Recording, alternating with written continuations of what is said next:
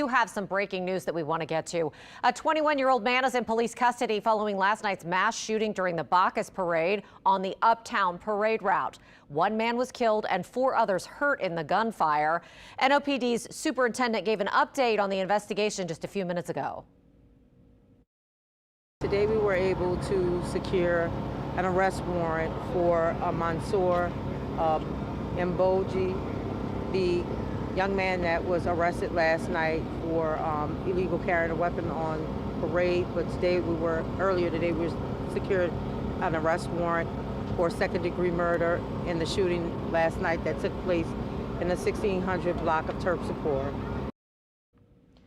Mayor LaToya Cantrell issued a statement just in the last hour saying in part, quote, "We must continue to parade safely. Leave the violence at home. It has no place in the city of New Orleans, and it has no place near our parade routes."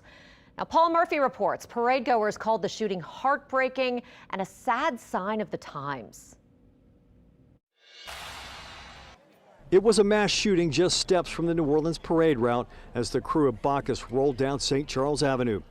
Dee Douay Robichaud and 8 of her family members were there on the neutral ground around 9:30 Sunday night when she heard more than a dozen gunshots. And to see the police yelling for everyone to get down and people fall on top of their kids, it was beyond emotional. According to the NOPD, a 15 to 18-year-old man was shot and killed near St. Charles and Terpsichore Street. A 4-year-old girl, 22-year-old woman, 24-year-old woman, and 18-year-old man also received minor injuries. Police arrested 21-year-old Mansour Mboji shortly after the shooting. He was booked on a charge of illegal carrying of a weapon. Because someone decided that they were going to end the resolution was going to be ended with gunfire. You know, a problem that they had with someone else, they were going to end it with gunfire. So this is an isolated incident that happened near the parade route. Andrew Wright watched the parade from his balcony. He says there appeared to be some scuffling in the crowd about 10 minutes before the shooting. This is not good. Nothing good is going to come from this. And then sure enough, 10 minutes later, all you heard was pop, pop, pop, pop, pop, pop, pop, pop, pop, pop, pop, pop. Douay Robichaud also talked about pushing and shoving along the parade route. One of the ladies said that Bacchus had thrown beats way back here, and 2 of the guys were fussing over the beats.